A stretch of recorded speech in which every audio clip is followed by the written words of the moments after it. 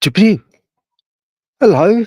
Good evening, everyone. Hope you're doing okay. I had a bit of a last minute .com thing, really, with one of my lights, but that's all right. I had a substitute lit up a candle, so that's fine. So I'm all right, all good, you know. Also got a slightly little different camera setup. You probably noticed, but 'cause I ran this one off the PC, but hopefully it should be fine. Um, Thank you for joining us. Appreciate it. It's very lovely. Who've we got? Foxo Fox. We have got. Let's have a look. Boo-doo-boo-doo-doo. Oh, hello, madam. Yeah, and we've got Drew Hollings as well. We do, and we've got, of course, Jojo. Hello, and Sir Pegler. Hello, sir. Nice for you to join us. Very lovely. It's always good seeing you. Um, and Ready Steady Retro. Hello. Yes. Yeah. Pleased you could make it. Really pleased you could make it. It's really good. I still think about the stuff that you've mentioned, Ready Steady. It still plays with my mind a little bit, but it's a work in progress, as I say. Fozo Fox, hello. Yes. Big N. You okay? Yeah, so really nice. Got a little collection of people, very lovely, you know? And all consider you sort of like friends, really. I do, you know. Um, because I've spoken to you a lot and, sort of, stuff like that. So, on social media for quite some time now.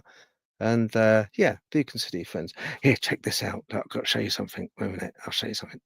Wait a minute, you like this. You like this, won't it? Let's just get that there. Right, okay. Now that right. Okay, hang on one tick, one tick. Hold on. Okay. And but yes, yes, because I've got a guest on this evening and I thought I'd wear this t-shirt. So hang on, so it says that if you read it, maybe if I stand up. Ah, gotta work hard for this. Right.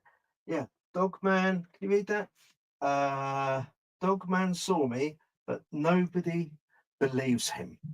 I quite like that.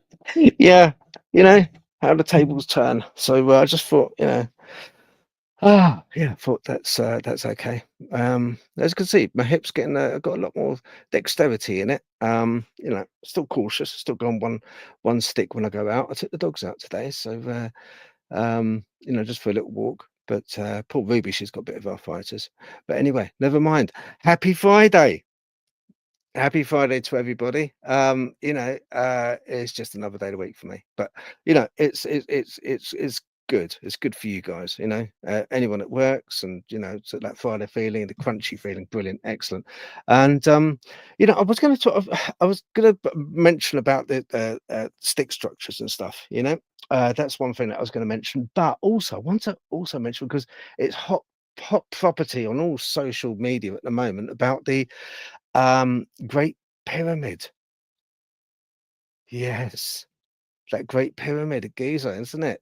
And they've done that uh, uh, sonar. Was it no sonar? Yeah. Oh, it's got a hell of a name to it. But yeah, and it's they detected 8 tubes, which I've heard somewhere. Hang on, I could have done that dramatic effect. 1 minute, hold on, dramatic effect. All right, I heard somewhere that those 8 tubes go down a mile. It's a long way. That is a long way. But wanted to get your thoughts on that. If you've got any thoughts on it, I've always because we know that the Great Pyramid had a gold cap to it, and there's a sarcophagus, box inside, which is the Bible gives the exacting dimensions for the Ark of the Covenant. And it just so happens that evidently this sarcophagus, which is empty, is the same dimensions. Yeah, it's the same dimensions. So could it be that once again, Hollywood is playing with us a little bit, when it kind of like, with the old indie, you know, close your eyes, because it's actually a battery, it's a powerhouse, it's a battery, it's a conduit, maybe, maybe to God. Let's hope so, But yeah, I don't know what his thoughts on it would be. Uh, but why don't they keep accurate records? His thoughts would probably be. That's another thing, isn't it? Who remembers their great grandfather? Do you remember anything of your great grandfather? A lot of this is because each generation is oblivious and blind to relatively recent history. It's almost like it's kind of like um covered up, it's like kind of forgotten. It's not mentioned. The only part which is mentioned is the standout moments, of course, the great wars where there was such a loss, and rightly so. But a lot of the history that it's kind of like we're comfortably ignorant, I would say.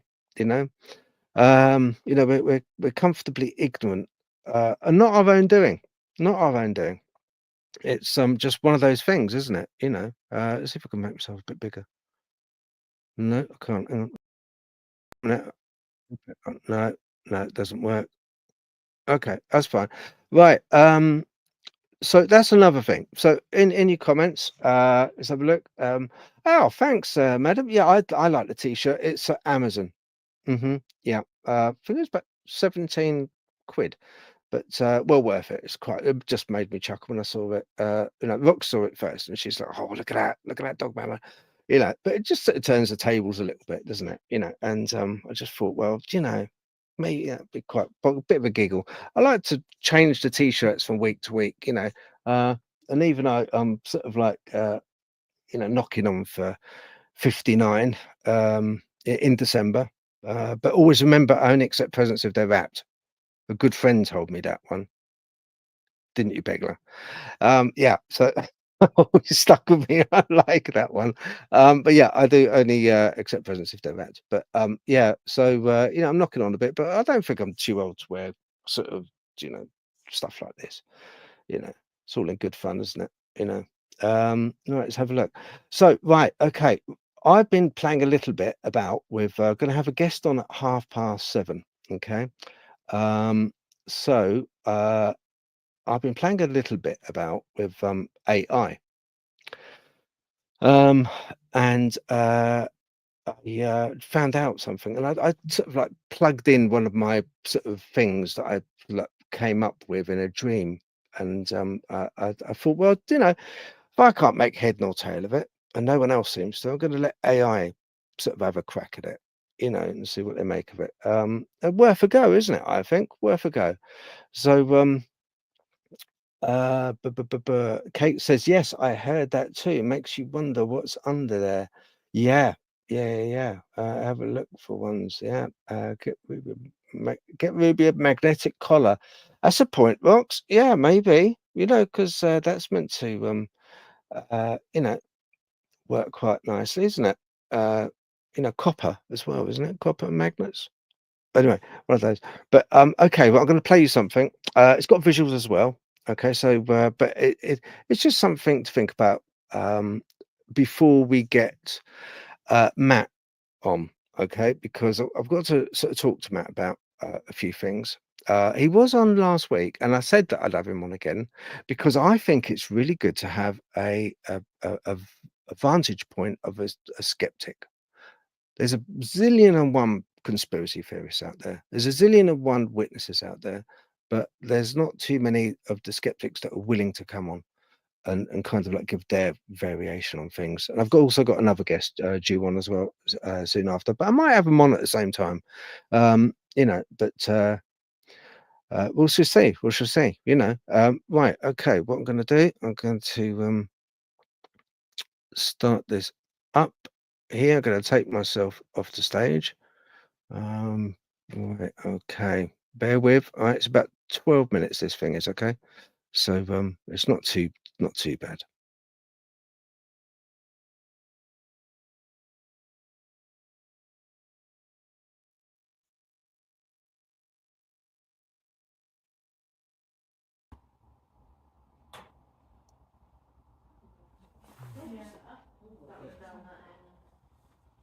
Oh, was that you? No, I heard it over here by the door. Is that you? Thank you for making that noise. Oh, thank you.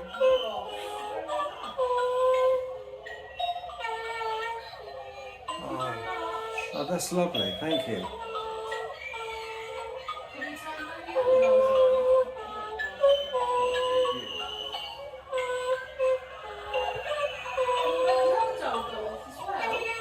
Yeah, can you make the other dog go off?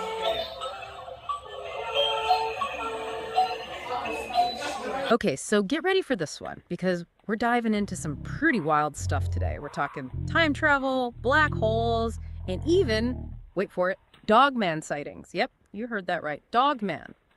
All thanks to this really fascinating article called The Everything Engine by Phil Kottval, which came out May 5th, 2024. It basically lays out this completely mind-bending theory about how time actually works. And honestly, it might just explain some of the things in the world that just leave us scratching our heads, like things we just can't explain. We're talking cosmic engines, time flowing like it's jet fuel, and even, yeah, I'm going to say again, creatures like Dogman being visitors from other timelines. It's a lot, I know. So to help us unpack all of this, we've got our expert here. It's definitely a fascinating read, that's for sure. I mean, Codwell uses this really interesting metaphor to explain it all. Yeah. A cosmic engine. Yeah. He's basically saying that time isn't linear, like a straight line, but it's more like a substance that gets sucked into this engine, ignited, and then it shoots out the other side, creating this continuous loop. A loop, so not a beginning or an end, but like a cycle. Exactly. And get this. Codwell thinks the entry and exit points for this cosmic engine could be black holes. Whoa, okay, hold on a second.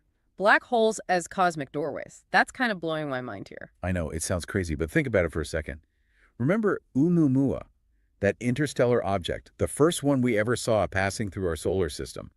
Codwell thinks it could have been something that passed through this cosmic engine and then exited through a black hole on the other side. Oh, wow. Okay, so we've got this giant cosmic engine with time swirling through it, but then there's this other thing Cotval talks about, decoking. What is that all about? Okay, this is where things start to get really interesting. Codwell says that there are these remnants, like carbon deposits left over from previous cycles of existence, and they kind of linger in these time flows. He calls this decoking. And he thinks it could actually be influencing our present. Hold on, you mean like our feelings, our perceptions, maybe even the choices we make could be influenced by leftovers from past events, or even beings. That's like, what, a cosmic echo chamber or something? Yeah, that's one way to put it. Codwell even links this decoking thing to Edward B. Titchener's work on consciousness. The sensations, images, feelings, the basic building blocks of how we experience things. He's saying these could be influenced by decoking from past events or even, get this, beings. Wait, are we talking about ghosts here? Because I don't know if I signed up for a ghost hunting podcast. Not ghosts in the traditional sense, no. But Codwell does suggest that these carbon deposits could actually manifest in ways that we might perceive as, I don't know, paranormal or supernatural. Like things that we just can't explain. Okay, yeah, see, now this is where it starts to get a little creepy for me. And this is where Dogman comes in, right? Like Bigfoot's creepy cousin everyone keeps seeing in the woods. Exactly. Codwell actually uses Dogman sightings as a perfect example of how different timelines within this cosmic engine might be intersecting. I've definitely heard all the stories and seen the blurry pictures online, but I've always been a little skeptical, you know? So could this decoking thing explain why people see Dogman? Like, is it some kind of carbon deposit from another time? That's one of Codwell's ideas, yeah. He suggests that creatures like Dogman might actually exist on a slightly different time flow within this cosmic engine, which would mean they'd have a different, what he calls, velocity of inertia. Velocity of inertia. That sounds pretty intense. Can you maybe break that down a bit? Okay, sure. Think of it like this. Imagine you have two cars, and they're both traveling on the same highway, but at different speeds. They're both on the same road, but they're occupying different points in space at any given time, right? So Codwell's basically saying something similar could be happening, but with time. These creatures could be moving through time at a different speed than us, and that causes them to kind of appear and disappear from our reality. So, like, they're out of sync with our timeline, just slipping in and out. Exactly. And remember that Camberwell Dogman glitch video?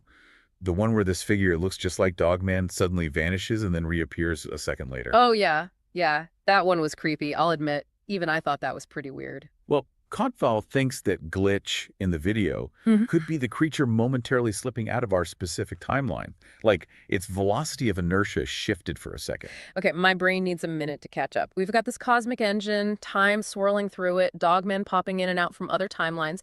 So where does Einstein and his whole theory of relativity fit into all of this? Okay, so we're talking cosmic engines, Dogman just like popping in and out of reality. This is some seriously heavy stuff. But where does Einstein and his whole theory of relativity, gravity warping time, fit into all of this? Oh, that's a really great question.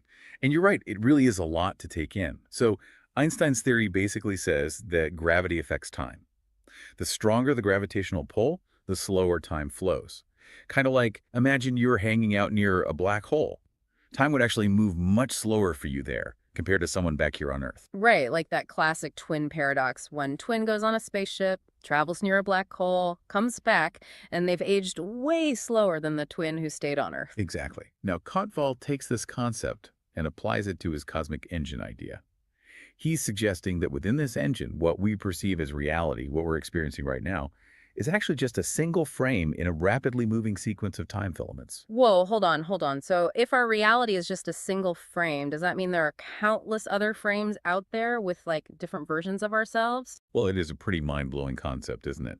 And those glitches that we sometimes experience, like seeing something out of the corner of your eye or hearing a sound that nobody else did. Cottrell thinks those could actually be moments where these different time filaments misalign, and for a split second, we get a glimpse of another reality. So like that weird feeling of deja vu, like you've lived this moment before, could that be a glitch in the matrix? Maybe a peek into a parallel timeline? Cutfall would say it's definitely a possibility, and he even suggests that places with more complex carbon structures, like really dense forests, for example, could actually be hotspots for these glitches. So that's why we hear about so many Dogman sightings happening in the woods. Those areas could be like intersections of different time flows, making it easier for creatures like Dogman to slip into our reality. It's a fascinating theory, right? Hmm. And it really makes you wonder, what other mysteries could this idea of intersecting timelines explain? It definitely makes me think about all those unexplained phenomena we hear about all the time, like UFOs, ghosts, even things like telepathy or premonitions. I mean, could they all be connected to these time glitches somehow? It's definitely a possibility worth considering. But here's the thing. While Kantval's theory is incredibly thought-provoking, it's really important to remember that it's just one interpretation of things. Yeah, of course. It's not like we can just hop in a spaceship and go check out these other timelines to see for ourselves. Exactly. But that's kind of the beauty of a theory like this, right? It encourages us to think outside the box, to question what we think we know about time and reality. It definitely makes you realize just how much we still don't understand about the universe, but honestly, that's what makes it so exciting to explore. Absolutely. And even if Kotval's theory turns out to be, not quite right, the journey of exploring these ideas can lead to new discoveries and a deeper understanding of ourselves and the cosmos. I'm gonna say, this whole conversation has really shifted my perspective. That's the power of these big mind-bending ideas. They challenge us to see the world in new ways. So the next time I see something strange out in the woods, flitting between the trees, maybe it's not just my imagination running wild. Maybe it's a visitor from another timeline, just saying hello. Or a carbon deposit from a past life, making its presence known. Okay, you're having a little too much fun with this. But in all seriousness, this idea that we might be carrying around these echoes of past events, even past lives within us, that's a pretty profound thought. It really is, isn't it? Yeah. It makes you wonder, how much of who we are is shaped by those echoes of the past? That's a big question, and probably one that we can't fully answer, but it's definitely something to ponder. Exactly. And sometimes the most valuable questions are the ones that don't have easy answers. Well, this has been an incredible deep dive so far, but I think my brain needs a little break. All these cosmic engines and time-bending concepts, it's a lot. How about we shift gears a bit and explore something a little closer to home? Yeah, I'm game if you are. What did you have in mind? Okay, I think I finally caught my breath after that wild ride through Kotval's Everything engine.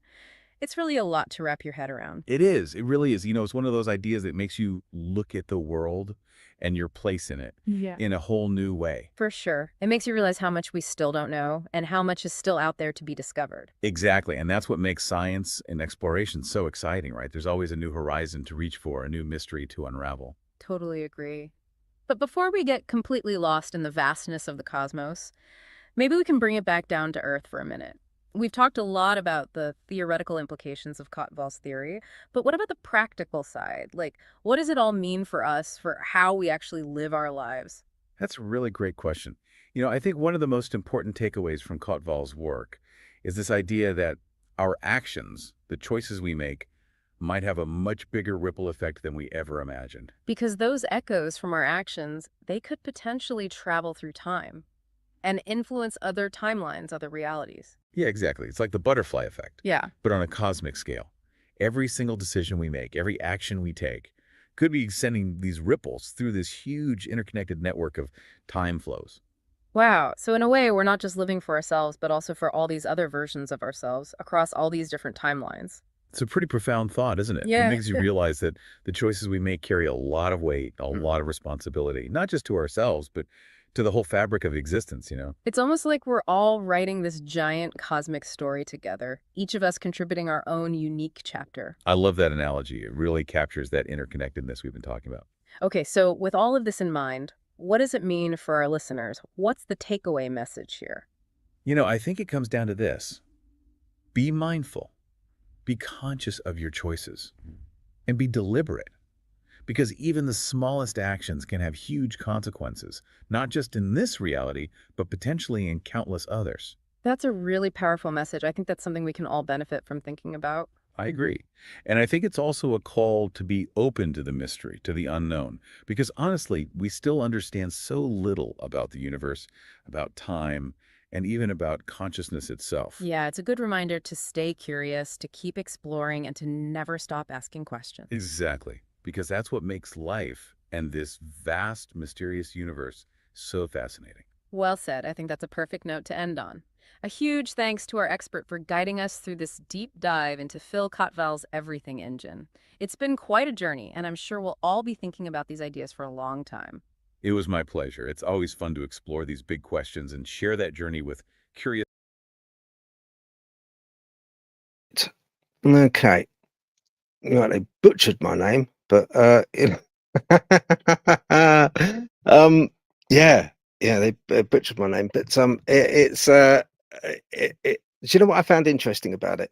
I found with AI, it's very good at structuring what you give it. But I had a friend of mine say, "Oh, you're writing a book, Phil. Are you using AI to write it?" Well, no, you can't because if you use any AI to actually generate the idea of the book, the structure of the book itself, and it kind of goes to town and plays with that idea itself, it all gets unraveled. It's a bit like the riddle. I do riddles every now and then, don't I? And I stick them onto Facebook. And the last one I did, I think it was last week's one, a guy called Chris Matchin, who's part of the CE5 group, bang, he got it straight away. And that was because it was an AI generated riddle. So all you have to do is reverse it, stick it into AI, and ask what is the meaning of the riddle, and it'll come up with it because it was AI that came up with it in the first place. Do riddle. So you can't use AI in such a manner. So when people say, "Oh, AI, it's really dangerous, going to take over everything," no, I don't think it will because it still needs feeding. It's very good at structuring, but it still needs feeding, what uh, your original idea, you know? Oh, thank you, Ready Steve Retro, appreciate that. With AI, I don't think it's quite so much of a threat, and I think, I don't think we have to worry for a great deal of time, even with like the quantum computers, like the D-Wave 2s and all the rest of those. I think at the moment they until they can um, write their own script, if you like, their own program. And I doubt very much they'd be able to do that because they would be forever writing it because there's an infinite amount of variables to consider, and they will consider every variable. So in a way, they're kind of like they're going to uh, deconstruct, not construct, in a way. But they still need that original spark idea to work on because that they haven't got because they haven't got this. They haven't got that to give them the spark of the idea. So, one, you can't write a book on AI using AI. So, and secondly, AI, and yeah, that I like the comment, the cheesy voices. Yeah, I know. It's kind of and they pronounce my name Cotval in every way, which way but loose, except the right way. Um, Doesn't matter though. I've been called everything, as you can imagine at school in the 70s. But yeah, so now I just wanted to sort of play that because it was kind of like interesting how AI structured the story together, you know, and it was cleverly done. I thought it was quite a clever thing to do. Um, So yeah, Great Pyramid. If you want my opinion, I think it is with the long tubes going down, and they seem to sort of be spiraled on the outside. Um, with a gold top originally, it had a gold dome. Yeah, I would say, oh, because originally the Nile was a lot closer. It ran very close, and if there was a underground stream, or it was directed underground under the pyramid and run past those 8 posts, then I think in all actuality, it could have been a form of energy battery of sorts. Um, and I think with Tesla's tower that he had, I think it was along the same lines, drawing energy out of the air. So it wasn't creating energy to try to fire off from the pyramid. It was actually sucking in energy into the pyramid. That's what I believe. But anyway, who's to know? We don't know. It's early days yet, but wonderful find, really wonderful find, and yeah, it just goes to show that little snippets by accident because of technology come up, don't they? Incredible. Okay, we have a guest on, Matt. Julie's bang on time. I'm going to bring him up. Okay, let's have a look. See if this might do. Hello, Matt. Hiya. Hiya, how you doing? You all Yeah, I'm not too bad. right? Settling in more to your house. Yes, yes. Good. I see the boxes have all gone now. Yeah. We had a discussion, didn't we, on messaging, because and it's great because you're a scientist and you're skeptical, rightly so, but also you're open to the fact of experiences, and you yourself would like to have an experience. I understand. Yeah. Yeah. Right. Okay. Um, Have you thought you're looking for a group where you live at the moment? Whereabouts is it you live? Sheffield. Sheffield. Okay. So anyone that's listening, if they know of a group anywhere around about in Sheffield that Matt can join, is it primarily for cryptid? Yeah. Yeah. Okay. All right Yeah. then. Um, a lot of times also, um, looking for cryptids is a bit like going to the dentist. Seriously, for me, it is. Initially, and I say that from the point of view of it's something that you don't really want to do, okay? Um, because it's kind of like scary. Because a lot of times, the best way to see them is when it's starting to get dark, and you've got to go to a place where you don't particularly want to go, and no one else can take your place. No one else can take your place. You've got to go. You've got to experience it. It's the same with any kind of paranormality, and I think sometimes, like with myself, a lot of groups out there that I've been kind of like I've been with, looking for ghosts or this or that, whatever. I tend to drift off on my own, Matt, and I'm just passing something by a shot across your bows. Have you thought about um, going out and maybe in your local wood, just having a little look around and see? Um. Well, where I am, it's right on the edge of Sheffield, and there's the Riven Valley, which I quite often go for a walk along. Now, what I'm assuming is that for these cryptids, you're going to need either a large expanse of woods or just some really open countryside um, where you don't expect many humans.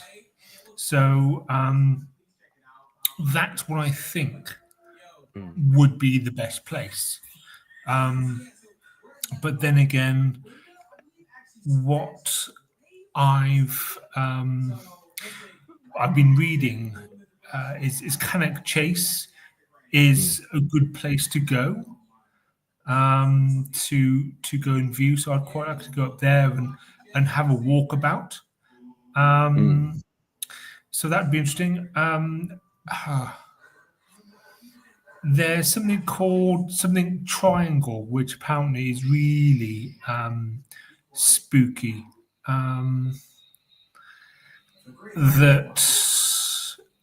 That may be a place to go. I am aware, Dornio 70, that a lot of people, again, this is what I hear in about stories from the US, that people have their houses backing onto woods, sometimes get visited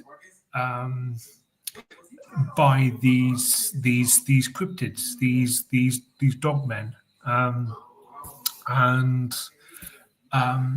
I've also seen pictures of people who put trail cameras up and get some really weird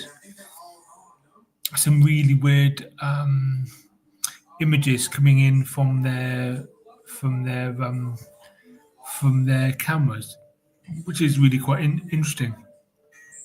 Now, in the day and age of Photoshop and whatnot, these fakes are coming more and more popular, and people are just faking for shits and giggles. But there are a few that that seem genuinely real, and experiences of people that seem genuinely real. So something's going on. I'd be interested in viewing those for myself. Yeah. Or trying to experience these things for myself. Okay. Right. So you can go. I often find that with experiences, after speaking to people and my own experiences, and this is one of the biggest conundrums from a scientific point of view. Very hard to prove because they will not perform under scrutiny of a group of people. They will not. They can't be orchestrated to appear. So a lot of times, whether it be ghosts, whether it be dogmen, whether it be Bigfoot, a lot of times when you see witness testimony and hear witness testimony, they will first of all say they had a feeling. That's one of the first things. Then they'll say that everything went quiet. So they were stepping into a bubble, Matt, almost like a bubble of silence where everything went quiet and that they had an uneasy feeling. And this is in the woods. And now this is not per se sort of like 10, 15 people all trailing, following each other with cameras and video equipment and sound equipment. This is like maybe one or two people, and they get a feeling first of all, and then if they get a sighting, it will be on the peripheral of their vision. If they get a camera, a shot from a camera, it will be that archetypal blurred, slightly blurred, out of focus shot. And I think I do believe that because a lot of the footage that I've taken, it's I'll be the first one to say, it's not a definitive shot of a dogman. It is open to debate. It's like a lot of things. It can be,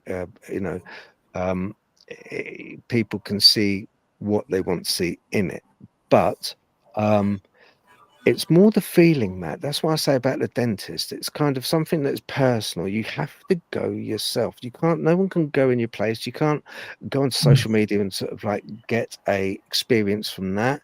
You have to in a way, bite the bullet and think to yourself, right, most importantly, I think my advice would be you have to want to believe in the possible existence of them.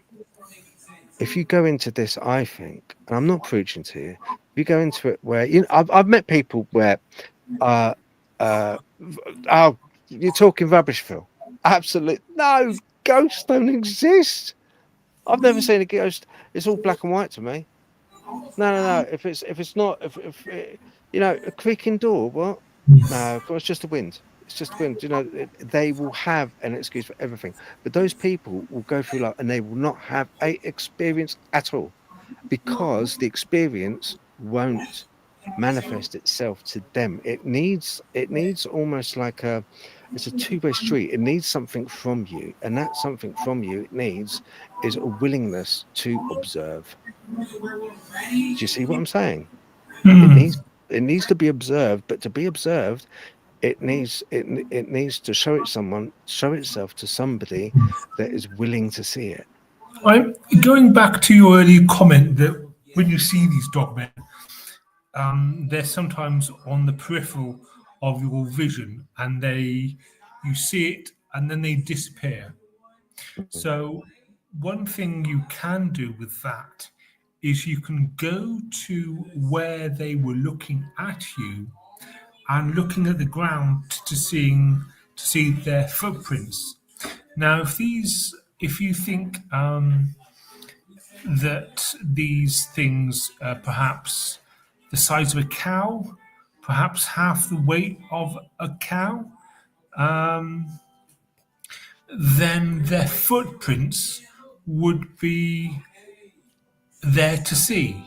So that's something that you could take down objectively, and you can measure their width, their size, how deep the imprint was, and all this sort of thing. These things are objective. So there's always that, which I'm thinking that's what you can do to gain some, what I would physically call legitimate physical evidence of these things. I mean, you see these odd things across from time to time on these cryptid forums or YouTube or whatever of these upright walking bipedal creatures, which you think, well, what's going on there? So that there's those I think are very intriguing because if they are real and they're not human, you've got to demonstrate that they're not human to begin with. Then you've got some real potential to get some really interesting data, and we're talking data which you can get numbers from that. You can estimate their mass, their height, their stride length, just from a couple of simple measurements from plaster casts and stuff like that. So there's always, if you see something, then they're going to have some sort of, leave some sort of mark. And that's something that you can always see. So I'm talking purely about cryptids here. And no, I, that's for fine. one, and I, for one, view cryptids to be physical things, just like you or I. They obey the laws of physics. So this is what I'm really interested in. Yeah. It's funny. There's a thing called synchronicity, and you mentioning about plaster casts. Kenny at Midnight Lycanthropy, like Lord Star Fox, he's coming on the comments, and I co-host a show with him, and he put me in touch with a guy called Steve. He's a Dogman hunter. He's a Native American, and I interviewed him just yesterday. It was funny enough, and he showed me, not physically because he's in the States, but he showed me a video and pictures of these plaster casts, Matt, of plaster casts of uh, uh, foot uh, uh, impressions on different types of terrain. So it's, it can be stony, it could be soft terrain, and also he also took impressions of bear tracks as well. So it might be a thing once. I'll drop the guy's details in the bottom here, and it's something you'd maybe have a look, and the video will be coming out probably next week, hopefully. The full interview, and I've put all the video up of the plaster cast and everything.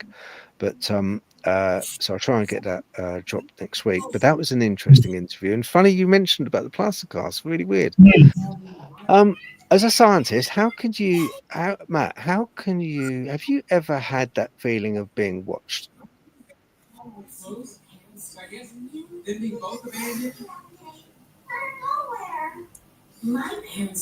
No, I haven't.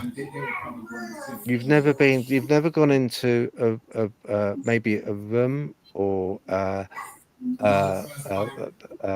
maybe it could be a hospital ward that was like virtually empty, or a house, somebody's house, and had that feeling of just being watched. You haven't? Can't say I have. Okay. Right. Now, And I've done a fair bit of solo walking in my time as well. So one of the things I did do was walk over Exmoor, okay. and one of the things is that famous is that Exmoor is famous for is the Exmoor Beast. Yeah. So I was walking right over the plains of Exmoor, down small country lanes and over fields and stuff. And in the dark, actually got lost in the dark in Exmoor as well, but I managed to find my way. Managed to relocate myself on the map and navigate my way back to where I was staying that night. So I've never felt unsafe in the countryside. I've never felt as if I shouldn't be welcome there. I've never felt as if I've always been in a when I go in walking in nature, I always feel very relaxed. Yeah. Does it? I mean, Scopia is a thing. We all have it. It's something where kind of they teach it in the army. So if there's if the enemy is going by close by you, you're and you're going to ambush them, or that you want them to walk past without them seeing you. You're trained not to look at them. You look at the floor, because if you look at them, they'll sense you looking at them. Scopia, it's a kind of like a thing, it's a mental thing that they can't really determine why. Yeah, but, it's a sense, isn't it? Yeah, I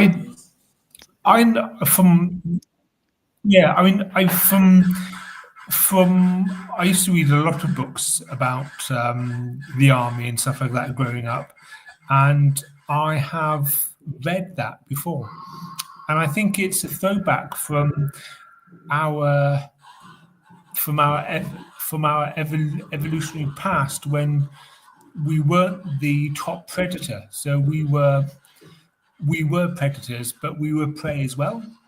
And as a result, we have that inbuilt instinct of someone's watching us. I don't feel safe. Let's get out of here.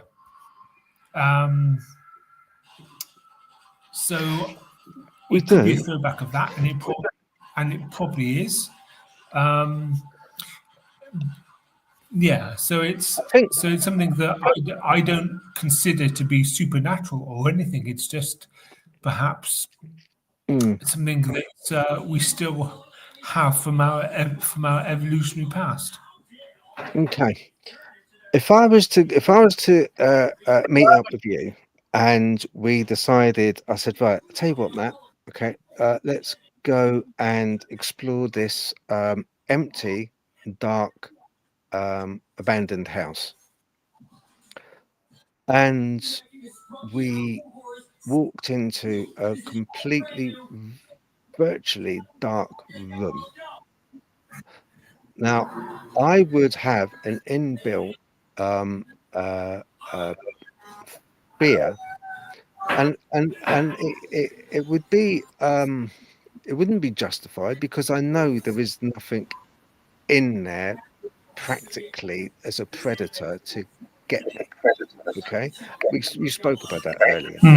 We don't have any natural predators, except for disease, viruses, and stuff. That's about it. Really. Um, uh, Yeah, but I would be mindful of the fact that it was dark and maybe going back to our caveman days of what predator is in that dark cave, what was going to come out of that dark cave. But looking at it from a logical point of view, I know there's no bear in that room. I just know that it's yeah, dark. yeah. And I mean, do you have that fear? Do you have that fear? I mean, honestly, I the be honest, be honest. I grew up on a farm in the country where there was absolutely no artificial light around. Um, so it's a question of I've had to learn the dark is not your enemy, and I walked up lanes to my house in pitch black. So you hold your hand right in front of your face, but you still can't see it. So we're talking about dark, no natural light at Yeah, all, no yeah. artificial light, nothing. And you've just got to overcome that fear. Yes, when I was young, I was quite fearful of the dark, but due to my exposure to it, if you like, having to walk through it at night, um, I at that time I'd still. I mean, my sisters used to tell me stories about vampires and werewolves, which used to scare the living shit out of me. But I've had to I've overcome that. Now, when I walk into a dark place, my natural instinct says, "Am I going to bump into something sharp? Am I going to trip on something?" So I am careful. I am mindful, but the fear has mostly gone. Okay. Yeah. Yeah, so yeah. So when you were younger, like most kids, you did have a fear of the unknown, of not knowing Yeah, what was in the dark. Do you think that's yeah. because you've not just experienced, it's because you've become more with education, because you're very well educated. Do you think because of that education, it's kind of knocked in a way, and don't take this the wrong way, it's knocked some of the imagination out of you? To a certain extent, yes. I agree with what you said. For example, I don't think there are people who turn into wolves on the full moon. I don't think there are vampires that turn into bats, that sort of thing. I think that the laws of physics demonstrate that these can't happen. What is moonlight apart from reflected sunlight? So, and full moon is just where you're not being obscured by whatever planets or anything like that. So, from a scientific point of view, I don't fear these because science tells me that this is just natural, and whatever. I mean, take the werewolf turning from man into wolf. Um, what is it about moonlight that makes the change? And when we're talking about the change, we've got to talk about the energy requirements to make that change, and the speed and stuff like that. So Yeah. when you think about it from an energetic point of view and a biological point of view, yeah, you sort of can't think It, it, of how these things mm, would happen. It's not realistic. So from that point of view, my imagination has been dulled somewhat. mm. You have to, I think also that with science, we we venerate science, and so we should, because it's the study and repeated study of a scientifically accredited subject, which then has to be a thesis has to be done on and then put before the scientific board, and a lot of work goes into it. A lot of times you get a supervisor, for want of another term.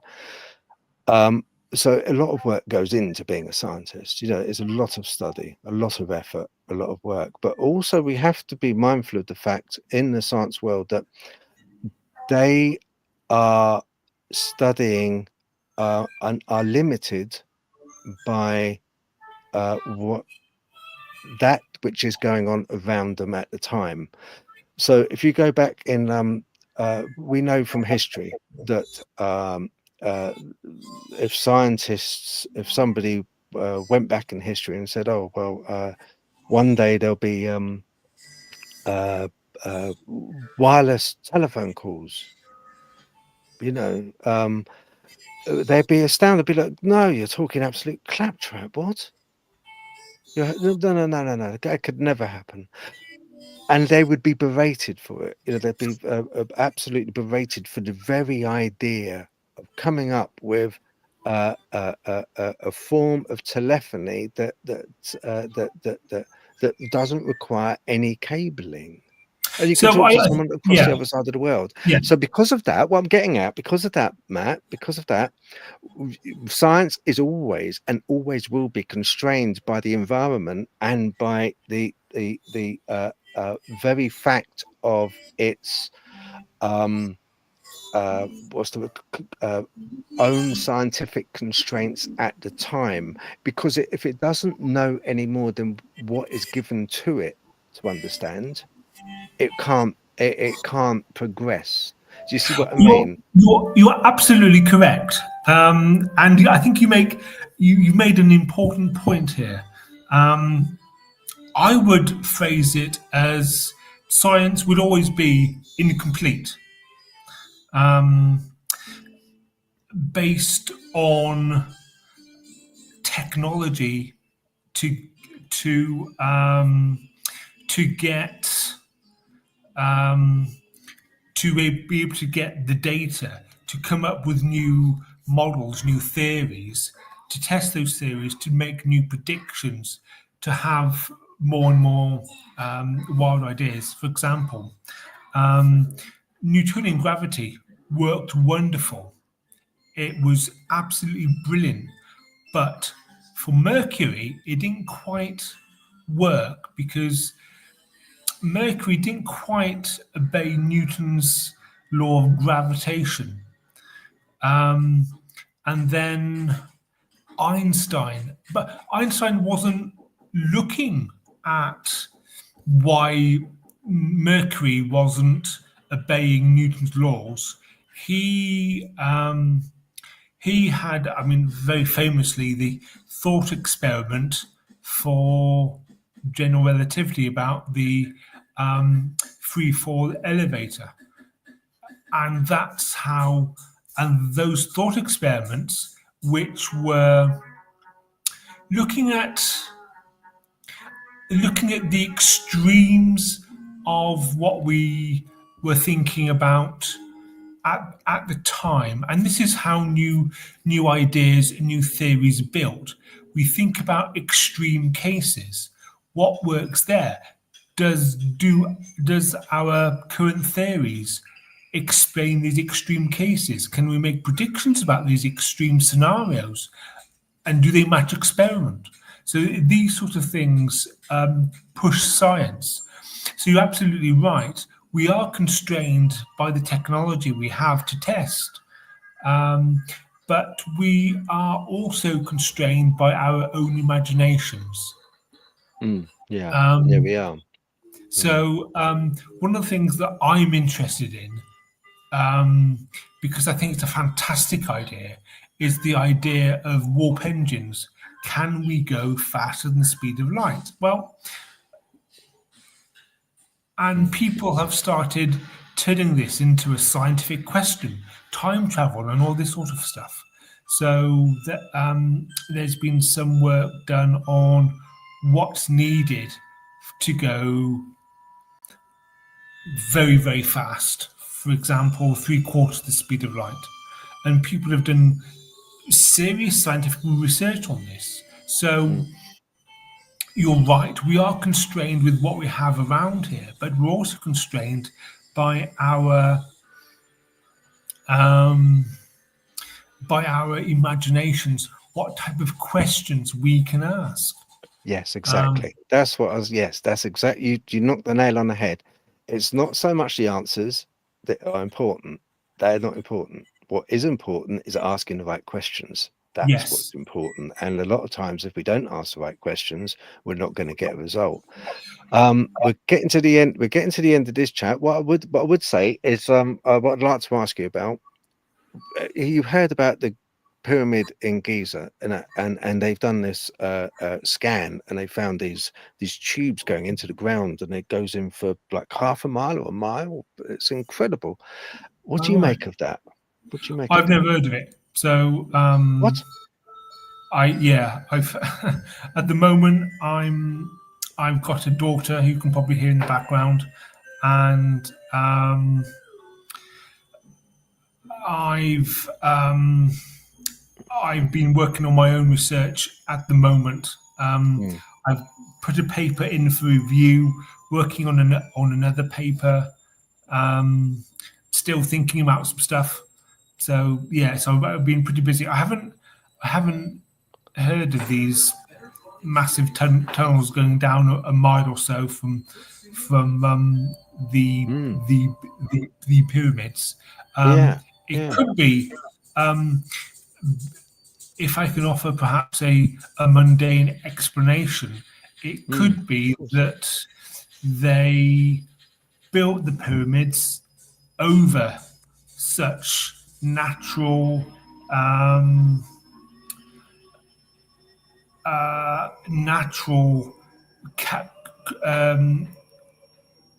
caverns, for example.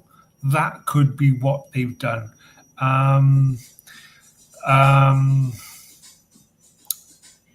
But I don't know. I will have to go and do some research on this to find out. I've got a couple of questions, Matt. Just quickly for wrap. Sue's saying, how can science explain the biblical happenings? If one believes in them, sorry, but too much evidence has shown otherwise. If it's the flood and such things like that, then the flood didn't happen. There's evidence that it didn't happen. There are civilizations which were thriving around the time of the flood. So I don't think the flood happened. And as far as I'm concerned, because I'm also an atheist,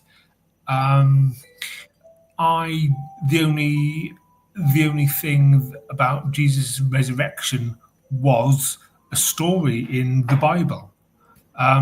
You cannot prove either way that such things happened. During that time, there are a lot of fantastic claims going around by other religions. So, and yeah, all I view is just a fantastic claim by religion. Going to Ready Steady Retro's question. Does Matt feel any respect or fear for any of the ancient or natural spirits? For Well, example, I don't Sasquatch, think. skinwalkers. Yeah, so I don't think Oh, relevant term. It's more belief. see, that's the wrath of God that has done that to you. Do I believe in Sasquatch? Well, a lot of other very famous and respected biologists and what are they called? No, Matt, that's the question. No. The question was, does Matt feel any respect or fear for Well, any of the ancient or as natural spirits? as I was saying, I don't. I have neither respect nor fear, but do I believe they exist? Well, Sasquatch, yes. I believe that people have had lots of sightings. There are a lot of prominent biologists and wildlife experts that think that they exist. So I'm going for that. Yeah, I think they might exist, but as I said last time, you've got to. These things are huge, so they're going to be living in tribes, and there's got to be some evidence for those tribes. And I haven't seen definitive proof of this. So yeah, I want Sasquatches to exist, but I sort of need some more evidence of just the odd footprint here and there, and the odd blurry photo. Yeah. As for skinwalkers, I'm more cynical about those. Yeah. How do you feel about UFOs, Matt, and aliens? Okay, so we live in a big galaxy, in a big universe. The number of exoplanets, which are Earth-like planets, we keep finding them 10 a penny every week. So I think the odds of life for other life in the universe is actually quite high. So I think they do exist. I don't think we're the only intelligent life in the universe. I think life is more ubiquitous than that. But I the hope we're not. I question hope we're is, not. I hope we're not the only intelligent yeah. life in the But the universe. question Otherwise, is, we're buggered. and, You know what I mean? If you think we're the yeah, intelligent ones, and Brian Cox made a good point about this. He said it could be that these civilizations don't last long enough to make spacefaring like things on Star Trek, or that the tech, or they do exist, but the technology, they don't have the technology to travel great distances. So I'm I I am I won't say I believe in aliens precisely, but I will say that the probability of other intelligent life on other planets is very high, given the okay, amount of planets out there and star systems. okay, yeah. I just because it's I honestly I've the older I get, and with the experiences I've had and talking to other people, it's something, Matt, where people which I don't want to. I'm not coming across as rude because I can talk to you because we've had our fair share of arguments on messaging, haven't we? We've had our fair share of arguments. We've had some, I wouldn't say arguments, but we've had, I'd say we put our point of view Debates. across. Yes. Debates, yes. Debates. Yeah. Heated debates. I mean, put it this way: I was shouting at the keyboard when I was writing my messages.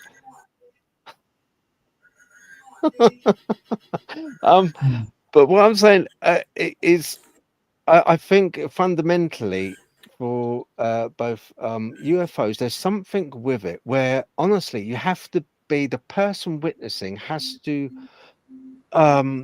be open to the fact of the entity he is witnessing is there.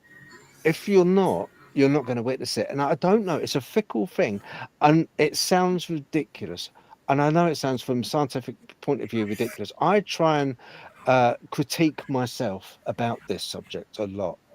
And I still have experiences and I still believe in my experiences. I think that's the difference. I don't write them off. Now, I still believe that I heard growling. I still believe I saw red eyes, and I try and critique myself from the point of view of could it have been something else, a reflection of a street sign, a reflection, and I can't, with my logical side of my head, I can't write that off to being such a thing as a street sign. But the initial experience, I don't know. I don't know why some people have it and some don't. I think we're tagged. Yeah. Some people are tagged. Going back to the UFO question, there's been some videos released by the US government of strange objects doing apparently impossible maneuvers when followed by some fighter jets. So you can't get more real than that. Why'd you say that? Why'd you say that? So the one tic tac, and there's been other, but it's all been okay. I brought this up in a conversation online with someone else in a podcast, and my argument was to them, look, why is it that the only government bona fide weighty evidence is their own military camera footage from an F-15, F-16 or F-35A at that time?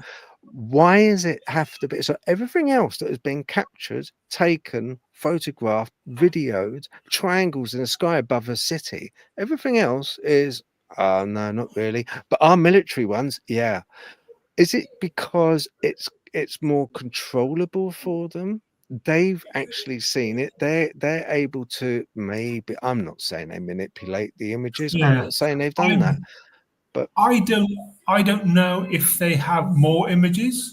I don't know. Why should we believe them? Why should we believe the Tic Tac as being? Why should we believe the Tic Tac as being the holy grail of visual evidence of UFOs? Because it's a military video? Is that why we should believe it? Well, I mean, we should be skeptical of all these things. But if you ask the question, I mean, I may be going into conspiracy theory here, but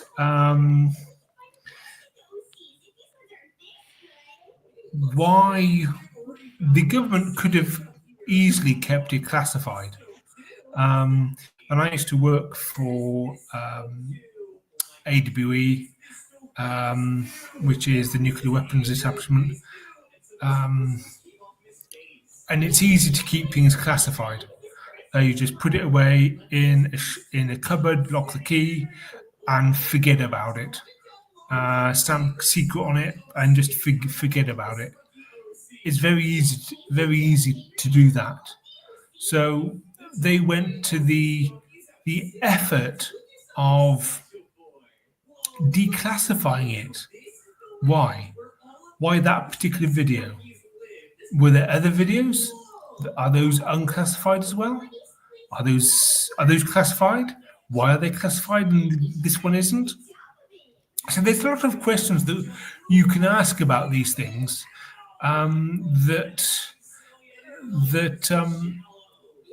you should ask to perhaps understand where to be skeptical and where not to be that skeptical or cynical.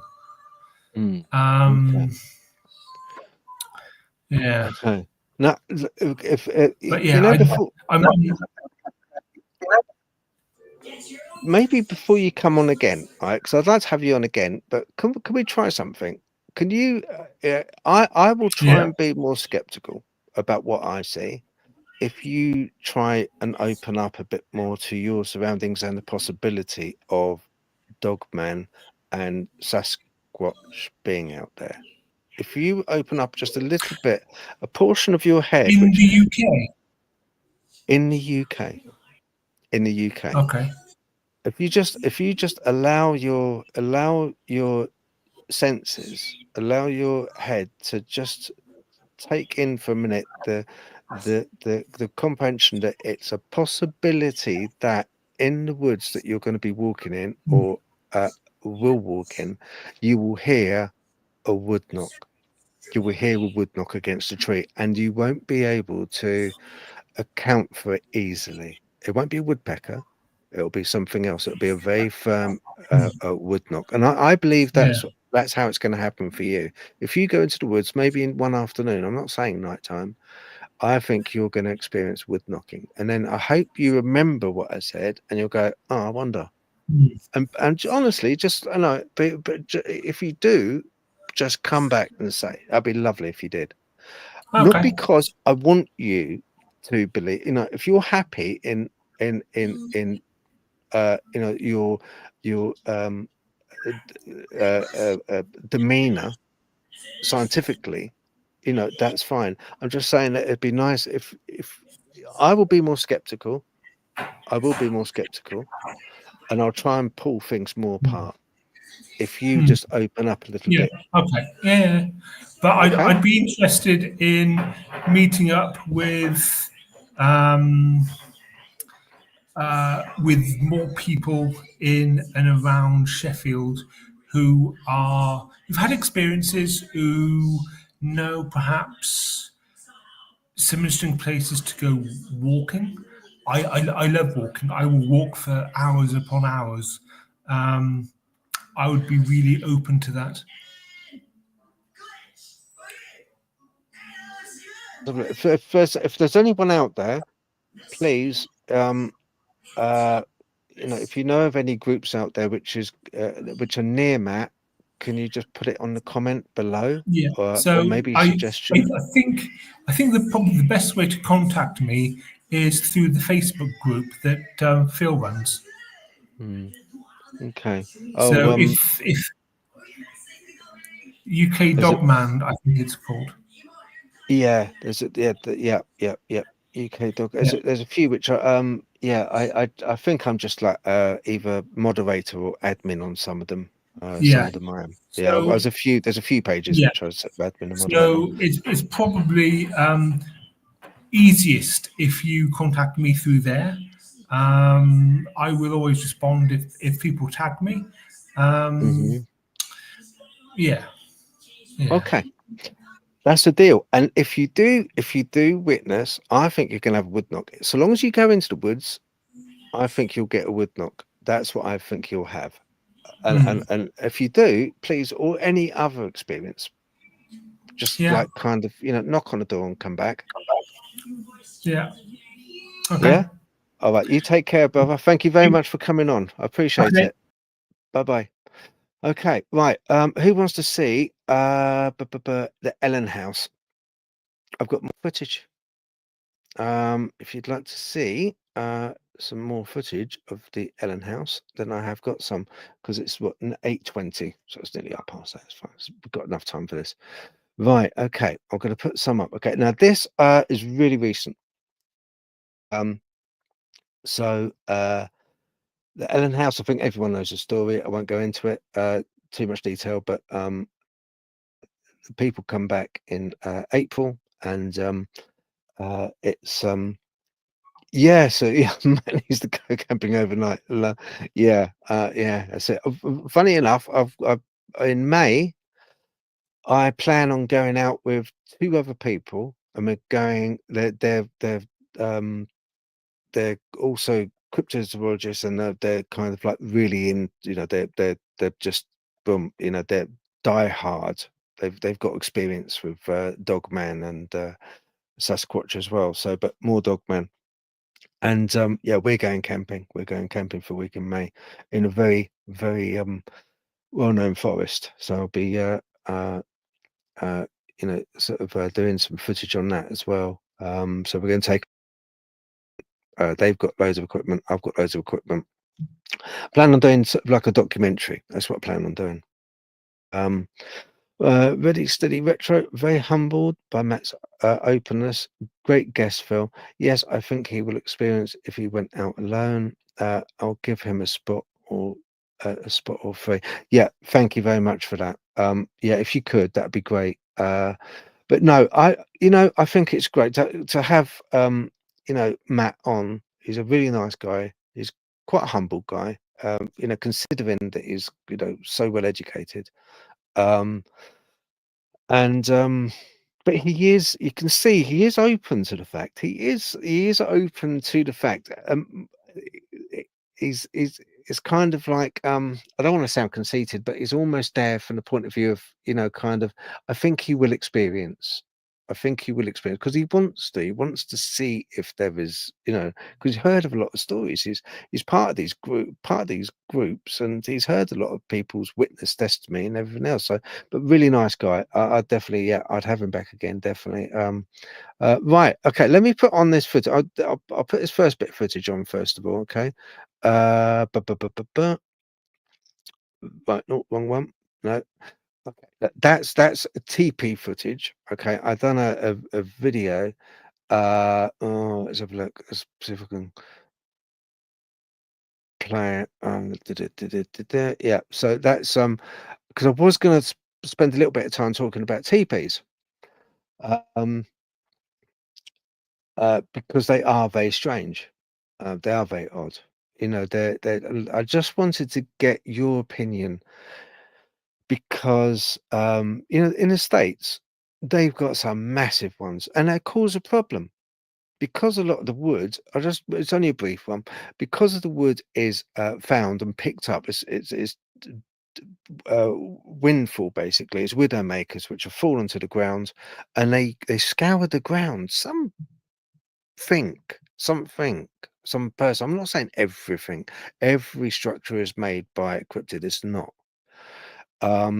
But there's a lot of groups like I was talking to a woman who runs the Army Cadet Force, ACF, in the UK, and I said to her, I said, "Oh, do you guys go out and make these TP structures and stuff?" And she said, "Yeah, we do. Yeah, yeah, sometimes. Not quite the way that they're made there, because we make them for cover. We put cover, but one thing you have to understand, Phil, in the ACF, we leave no trace. We teach the kids to leave no trace, so we take them apart again. So it's kind of like, a bit, you know, that part of things is a bit odd. But how they have the patience to run around the forest picking up these branches to then make these teepee structures, I don't know. I still, and some of them are so well woven together and intricate, and yet there's no spud. It's a tool which is used to take off the sharp edges of a branch, and so it doesn't tear any tarp or smooths it out. But these, if it's bushcraft, they don't use a spud. So if they put tarp over the top, it will tear the tarp in the wind. So why would they do that? It's almost like they're kind of the rib cage of some prehistoric dinosaurs, some of them. But it's just interesting to find out what your take is. If you want me to talk about this, I've got like two other videos to show on this. I know I'm mindful of time galloping on, and I do rabbit on, and I do. What I'm going to do, I'm going to remove this. I'm going to play, as I said I was. I'm going to play this shadow entity again that I've captured. Okay. Right. This is the first one. Look where the chair is. Okay, and the basket. Right. Okay. Let's play it again. See if I can get it on bigger screen. Let's take me off.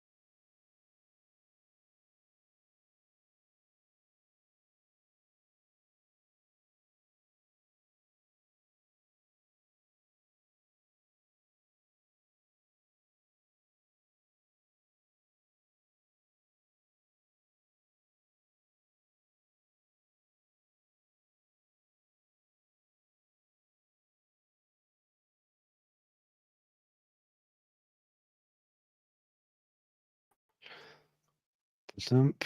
Right. Okay.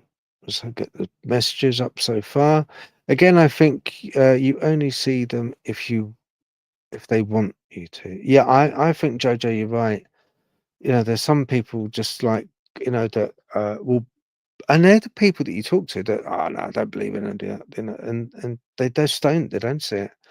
You're quite right. Sue says, I've watched videos on forests in the UK. They are wicked. Yeah, yeah, yeah, for sure. There's a lot of stuff goes on in forests. I don't think they are made as to live in, and I don't think Squatch make them for living in. No, I've heard from different groups that like they've been used for birthing pods, to energy recycling portals, if you like. But do you know what? I find I equate them to crop circles. I think they're the crop circles of forests because they're both quite enigmatic, and I know that not all crop circles are done by th- outer space or into extraterrestrial. I know that, but some of them are because of the constraints of time. They're done overnight and in complete darkness. Um, which makes it difficult when kind of when they ask people to do that to demonstrate when they're doing it at night. It's a lot different to when they demonstrate it in the day. The accuracy of the circles. Um, but I equate them very much to these structures in the woods because when you think about it, they both have meaning. They both, in a way, have structure. Um, they both have form, and they're both quite enigmatic. Um, Almost as if they have a hidden uh, meaning behind the design. And wherever you go in the world, from Canada to the States to the UK to Japan, um, they all have the same build structure, the same building, the same structure of a single top spine, and then interweave branches, and all the branches used are dead fall branches off the ground, and that's backbreaking, absolutely backbreaking. Scouring the forest floor to put these things together that you can't even stay in anyway, because a lot of times they're too low to the ground. They're not offering any protection at all from the elements. So why break your back picking up all of these branches to make these things? So I do equate them a lot to, crop circles in a way. Right, but that's just me. The bushcraft guys and some of the old British Celtic religions supporters do go out making structures. Yeah, it's true. Leaving old glyphs and signage. I do believe some are genuine, but not many. Yeah, no. Yeah, that's right. I agree with you as well. Ready Steady Retro. Some of them, yeah, they are made. But it's the ones which are an hour and a half into a forest and you come across, and it's of no it's of no help in a rainstorm or wind, and it's just odd. It's just an odd structure to find in an odd place. And you just think to yourself, why? Why would someone go? It's the trouble. Why would people go to the trouble? Um, I don't know, but New Forest is also, yeah. Do you know what? I want to get down to the New Forest. There's a reason I want to get to the New Forest, though. I've spoken to a person that told me about that. Uh, I like that. I like that, Phil. I'm going with you on that. Yeah. Okay. Yeah. About the crop circle bit, I guess. Yeah. Thanks, Jojo. Okay. It's a thought. Once again, no one knows. It's just a thought, isn't it? It's. Uh, Ready Steady Retro, never been JoJo, but heard it's magical. Yeah, yeah. I've seen some videos of it, um, and stories as well. I've had a guy tell me about some stories there, and it's like wicked. I was like, wow, okay. Um, right, okay. We have come to the end this week. I haven't managed to fit in. It's been great talking to Matt, but it's taken up the time I was gonna but it's fine because I enjoyed it. It was good chatting to him and getting his perspective of things. And I hope you feel the same, So thank you very much for joining and partaking and commenting. And I do appreciate every single one of you, for doing it. You've absolutely, your loyalty is brilliant, and I do consider you all friends. And thank you very, very much. Until next week, I've got some videos to drop, some interview videos. I will be going out soon.